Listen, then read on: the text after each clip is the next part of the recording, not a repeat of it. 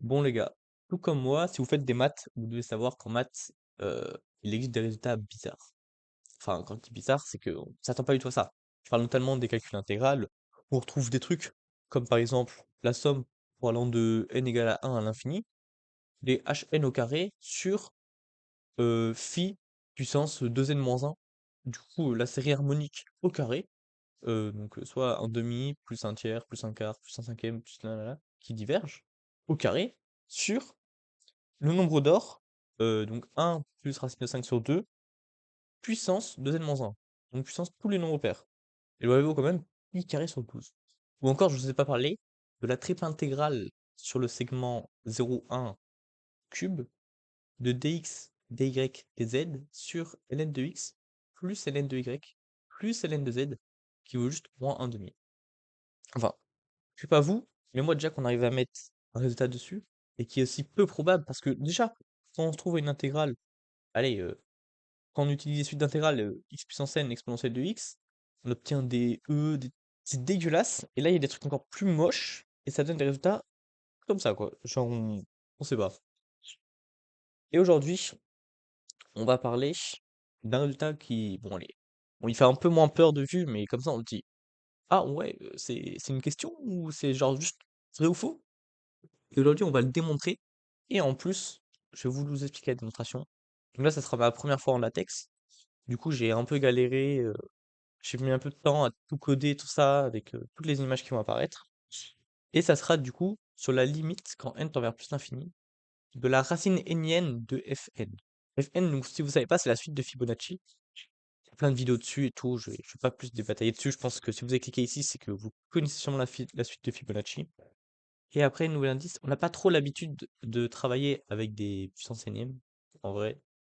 Enfin, des racines énièmes, puissance 1 sur n. Et aujourd'hui, on va démontrer du coup ce résultat.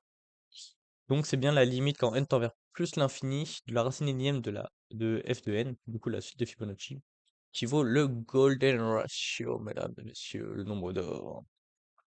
Donc tout d'abord, donc on part du fait que le résultat très connu, le, le quotient de, de termes consécutifs de la suite de Fibonacci, donc servir, il suit que bah, tout epsilon supérieur à 0. Donc il existe un n tel que, un moment, pour tout cas supérieur ou égal à n, on est bah, cette égalité-là. Du coup, la valeur absolue de f de k plus 1 sur f de k soit inférieure à phi plus 1, phi plus epsilon. Et du coup, on obtient cette inéquation. Du coup, avec la valeur absolue, c'est juste, enfin, on peut encadrer, quoi. Enfin, j'ai l'impression de... Enfin, je sais pas si vous voyez, je dois être très, très explicatif, très vulgarisateur. Ou si quand même vous avez les bases, parce que la suite quand même, enfin, je vais pas m'attarder sur ça, quoi. Donc vous voyez très bien qu'on peut partir de cette égalité-là. Donc ainsi, on peut prendre pareil une autre suite Fn, mais cette fois avec f de grand N.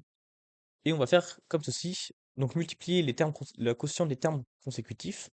Donc f de grand N plus 1 sur f de grand N, fois f de grand N plus 2 sur f de grand N plus 1, à un moment, on arrivera à f de n divisé par f de n plus 1.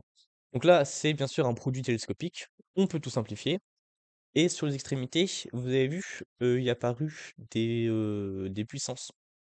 Donc c'est tout simplement parce qu'on a multiplié les termes, et bah n moins grand N fois, et c'est pour ça qu'il y a ces puissances qui sont apparues, elles vont être très utiles pour la suite. Donc c'est une somme télescopique.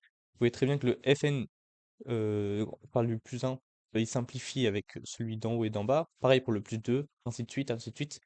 Et il va rester en fait le premier terme d'en bas, du coup f de grand N sur f de n.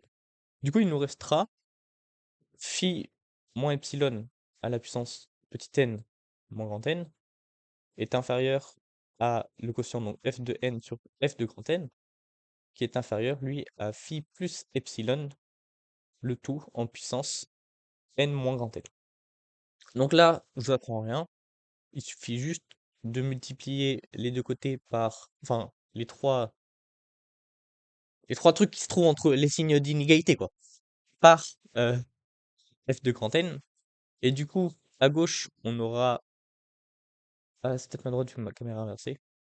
Bon, du côté de cette égalité, on aura du coup phi moins epsilon à la puissance n, parce que vous savez que quand on a un truc à la puissance n moins quelque chose, c'est le truc à la puissance n divisé par l'autre truc à la puissance n.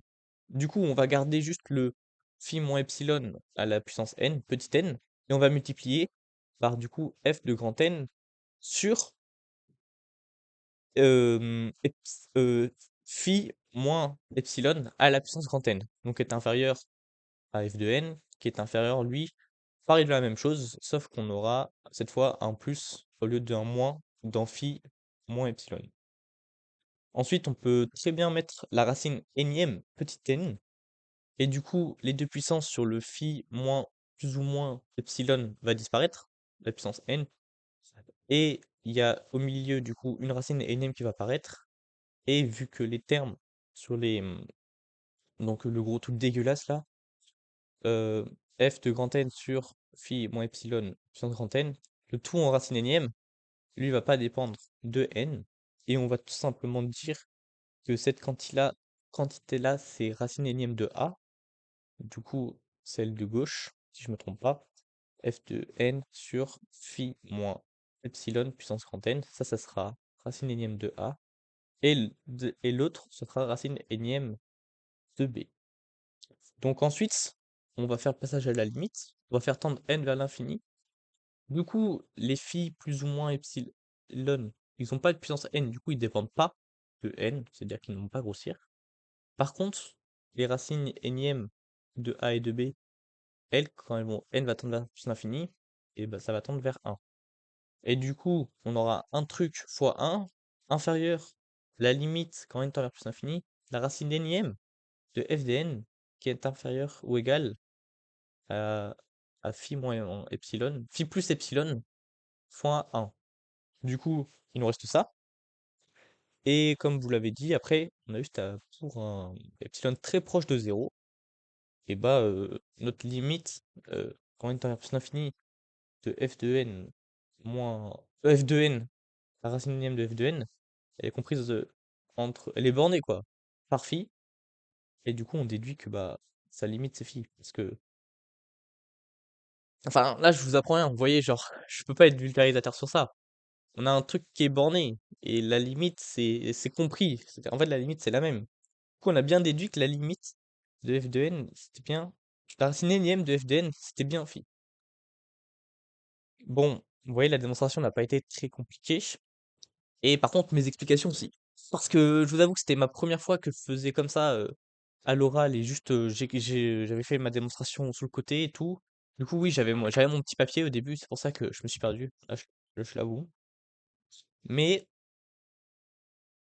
j'avais pas l'habitude, c'était une petite excuse. Et j'espère que ce format vous a plu. Bien sûr, je m'améliorerai. Ça va pas être toujours dégueulasse, là, je me doute, ça va pas être super.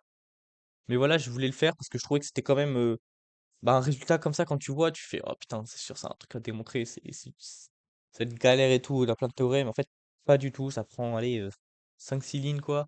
Faut juste, ouais, OK, avoir l'intuition de mettre, un deuxième grand N et de passer au quotient, tu vois? Et de du coup, ouais, en vrai, c'est pas si simple, mais j'espère que les images vont quand même vous aider. N'hésitez pas à mettre pause et refaire la démonstration chez vous. Surtout le passage, avec, où on multiplie n moins grand N fois f de n sur f de n plus 1, et après la somme télescopique. Et pourquoi aussi du coup les puissances apparaissent sur les côtés. Ça c'est, je trouve, je l'ai fait de mon côté et ça m'a beaucoup aidé sur ça. Désolé si j'ai encore bégayé ou si ça n'a pas été très clair. J'espère que les images à côté vous ont bien aidé. Sur ce les gars, passez une bonne journée.